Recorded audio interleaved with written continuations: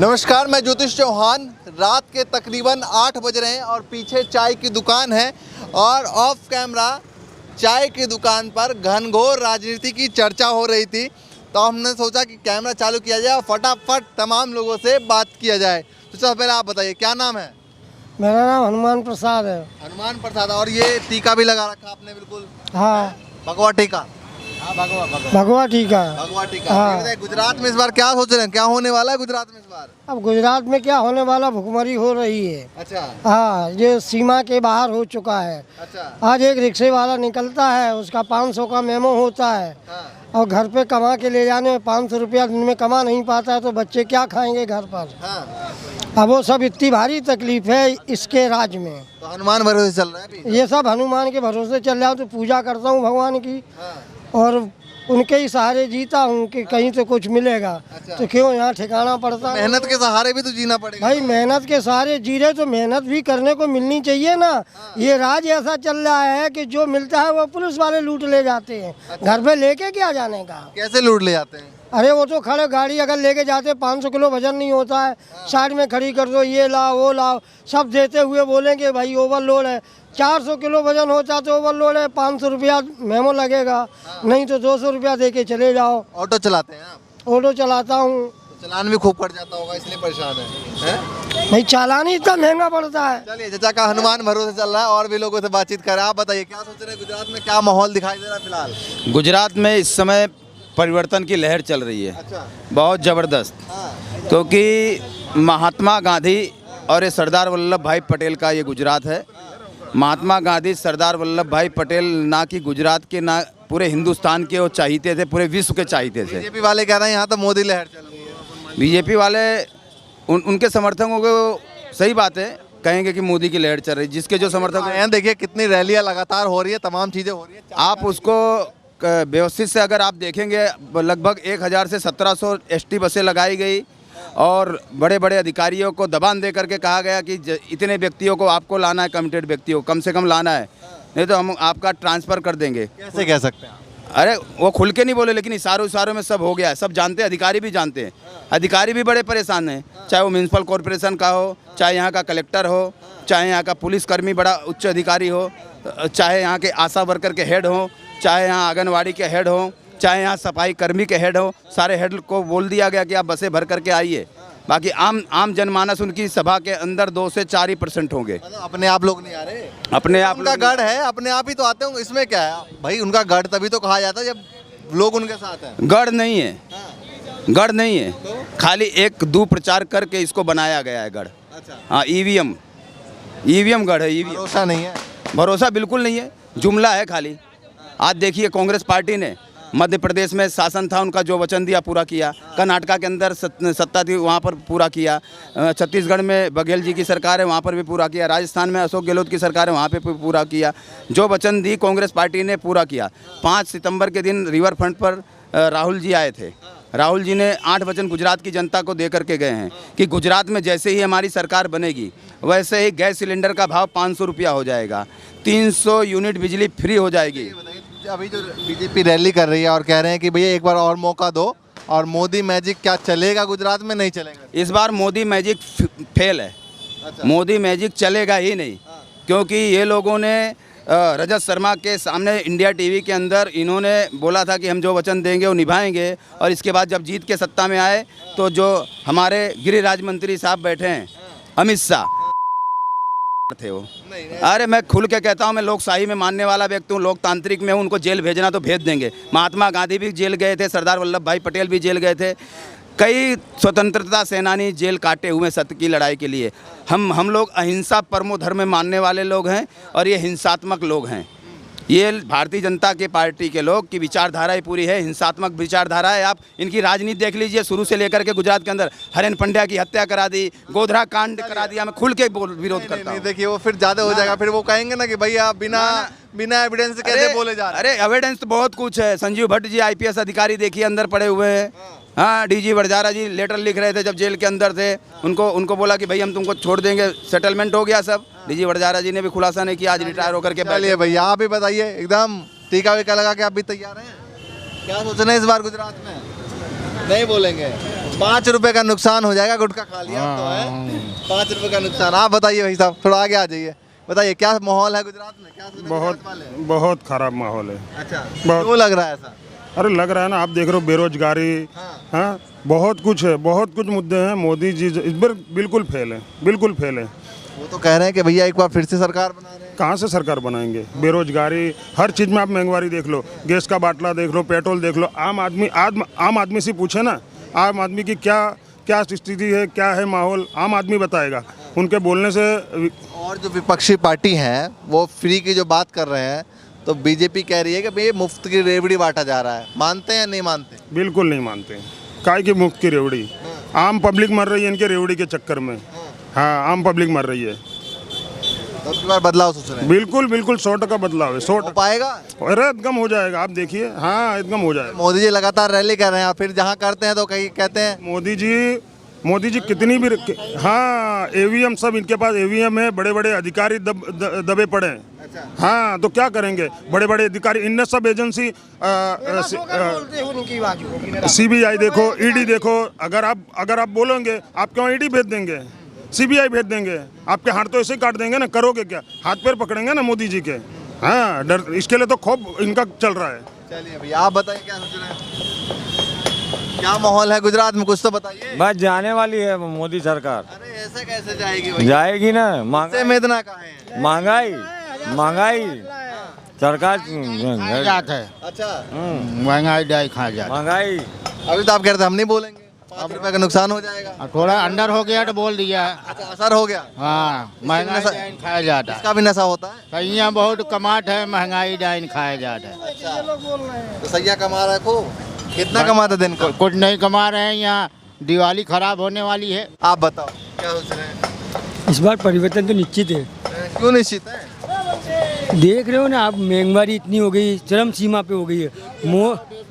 मोदी जी जब आए थे ना, तो मोदी जी ने 3 वादे किए थे कि अच्छे दिन लाऊंगा, रोजगार दूंगा, शिक्षा दूंगा, सब खुआ गए। अच्छा, हाँ, क्योंकि आज मोदी जी जो अहमदाबाद के दौरे पे आए हुए हैं, तो पब्लिक को बेगा करने के लिए उन लोगों ने मैं अभी चाय की किटली पे बैठा था शाम के टाइम पे, 5 बजे के टाइम पे, तो उत्तम डेयरी का एक कारीगर, कंपनी का कारीगर, वो बोलता है हमारे सेठ उत्तम डेयरी के मालिक ने ना 10,000 पब्लिक को वहाँ बेगा करने के लिए ऊपर से दबाव आया, तो अपने उत्तम डेयरी के कर्मचारी, वो दूध के जितने भी व्यापारी हैं जो दूध सप्लायर करते हैं, उन सबको लेकर मोदी जी की सभा में बेगा किया था। जाने का मन होगा उनका? नहीं, जबरदस्ती नहीं, तो उनको ऐसा डरा दिया है कि आपकी पगार काट ली जाएगी अगर आप नहीं आओगे तो, समझे? तो उनको सबको क्या है, वहाँ पब्लिक बेगा नहीं हुई थी, वहाँ सब सरकारी। आज स्कूल के जो शिक्षक हैं, जो पढ़ाने वाले बच्चों को, उनको वहाँ पे बेगा किया गया, समझे? आंगनवाड़ी की जो पढ़ाने वाली शिक्षक। गुजरात में क्या सोच रहे हैं? अभी बदलाव होगा, सरकार परिवर्तन पक्का है, इस बार परिवर्तन पक्का है, क्योंकि आज जो परिस्थिति है ना, आज एक छोटी छोटी लाड़ी लगाने वाला व्यक्ति ना, सुबह से लेकर शाम तक अगर लाड़ी लगाता है ना, तो ₹500 का दाना नहीं भर सकता है वो। ऐसी परेशानी है, क्योंकि आज ये ना काम ही नहीं है लोगों के पास में, रोजगार है ही नहीं। ठीक है, और भी लोग, आप बताइए सर क्या सोच रहे हैं? क्या बताओ है, परिस्थिति के हिसाब से देखने जाओ तो सब बेरोजगारी के हिसाब से सब मार पड़ी है, चपेट में आ गए सब। सपेट में आ गए, बेरोजगारी बहुत है ना। लोग अगर फैक्ट्री में जाते तो ₹500 तो उनकी तनख्वाह नहीं होती है, ₹500 से तो उनका घर भी नहीं, घर का खर्चा भी पूरा नहीं होता। महंगाई का मुद्दा इस बार हावी है।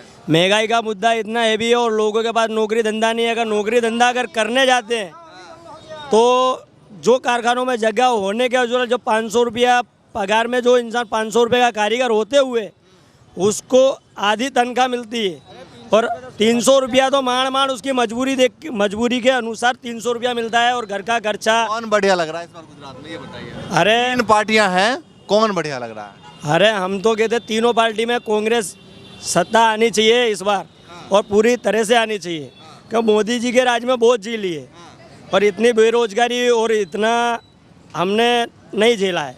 आज ₹500 घर में लेके घुसते हैं तो छोकरों की फीस, घर का खर्चा, माथे पे कर्जा, सुबह उठते हैं तो कर्जे का ही सुनते हैं। बदलाव का सोच रहे हैं? हम बदलाव का सोच रहे हैं।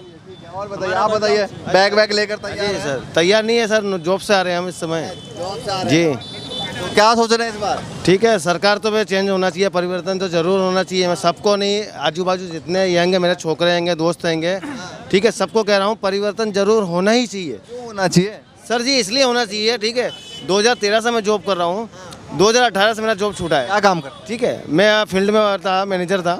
अभी इस समय मैं प्राइवेट नौकरी कर रहा हूँ, ठीक है। उसमें भी मेरा अगर 18 दिन मेरा 26 दिन का वर्किंग है, उसमें 18 दिन मेरा जॉब का हो रहा है, ठीक है। बाकी कंपनी रजा दे दी है। अच्छा, कौन कौन से मुद्दे पे आपको नाराजगी है सर? सर पहले तो सबसे बड़ा बेरोजगारी, यंग छोकरे के लिए यंग जी। बाकी बहुत सारी है बेरोजगारी की तो है ही आपका, ठीक है। आंदोलन हम करेंगे और यंग के साथ में करेंगे, ठीक है। हमारे जितना यहाँ के अमरावाड़ी विस्तार के जितने छोकरे हैं सबको बुलाएंगे और इकट्ठा करके और एक इतनी बड़ी रैली, इतनी जोरदार रैली करेंगे। मोदी जी 500 रुपये में यहाँ बस भर के लेके गए, 2 दिन के लिए सूरत में गए 500 रुपया लेके भर के बस, और यहाँ पे मोढेरा में 500 कैसे कह सकते हैं, कैसे कह सकते हैं? मैं खुद प्रूफ हूँ, इसलिए मैं खुद प्रूफ हूँ। भी गए हैं? नहीं, मेरे को बोला था, इनविटेशन आया था कार्ड, 500 रुपया लीजिए, नौकरी छोड़ दीजिए, वहाँ चलिए। आप बताओ उसका। नहीं, आप बताओ ना किस वथा पे है। आप तो कुछ कह सकते हो, भाई का जवाब दे सकते हो। नहीं, मैं तो पूछ रहा हूँ, मुझे तो मालूम ही नहीं है। पूछने की बात नहीं है, आप नहीं जान रहे हो माने क्या हो रहा है। क्या हो रहा बताइए तो। आप उसको नाम आप तो मालूम है सर आपको, तो आपसे हमारे से ज़्यादा, ठीक है। हम 12 घंटे जॉब कर रहे हैं, 12 घंटे कंपनी में जा रहे हैं, वहाँ बैठे हुए हैं, ठीक है, वहाँ जॉब कर रहे हैं। आप फील्ड वर्क में सबसे हमसे ज़्यादा आप लोगों घूम रहे हैं, तो आप लोगों को बहुत ज़्यादा अनुभव है सर जी। आप लोग जनता के साथ क्या कुछ हो रहा है वो तो जनता ही बता। सर ये देखिए, 300 रुपये में दिहाड़ी जो काम करते हैं वो 300 रुपये दिहाड़ी नहीं मिल रही उनको, ठीक है। क्या बता रहे हैं? हम बता रहे हैं सरकार, देखो सरकार की कोई गलती नहीं है, सरकार की कोई गलती नहीं है। हम किसी पार्टी के नहीं हैं, किसी उठा के नहीं हैं, आप जानते हो। माने कि सब अपना अपना काम छोड़ रहे हैं। आज सरकार के पास कितनी 1 करोड़ की रोज पैदा हो रहे हैं, वो कितनी नौकरी देंगे गवर्नमेंट के। अपना अपना काम करो, कर्म ही महान माना गया है। सही बात है, गलत बात है। गुजरात में क्या माहौल दिखाई दे रहा है इस बार? ये गुजरात में सब बढ़िया है, हाँ सब बढ़िया। सरकार को वापस रिपीट की बात नहीं है, हमसे पार्टी से लेना देना नहीं है। माने आप चुनाव को लेकर बातचीत कर रहे हैं, तो क्या मतलब बदलाव सोच रहे हैं, लाने की सोच रहे हैं? नहीं, वो रहवे कोई रहवे जावे, हमसे उससे मतलब नहीं, हमसे ये नहीं है। माने कि सरकार को आप खुद उसके नीचे हो, सब जनता के सरकार कहाँ से लाएगी? सरकार का काम है। मेरी बात सुनिए, आप अंकल जो बोल रहे हो ना, अंकल आप जो बोल रहे हो ना कि सरकार की जिम्मेदारी नहीं होती, सरकार को हम चुन के भेजते हैं वहाँ पे।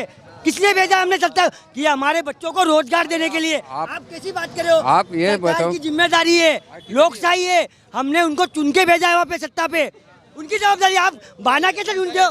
आप बहाना कैसे ढूंढ रहे हो? आप बताइए। की जिम्मेदारी नहीं है, सरकार की पूरी जिम्मेदारी होती है।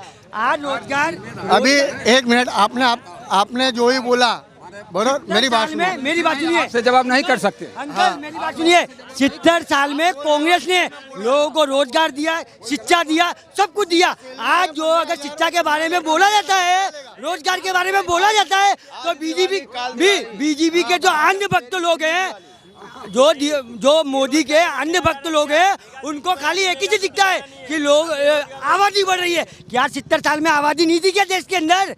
70 साल में भी तो आबादी थी ना, तो भी लोगों के लिए सरकार ने सब कुछ किया।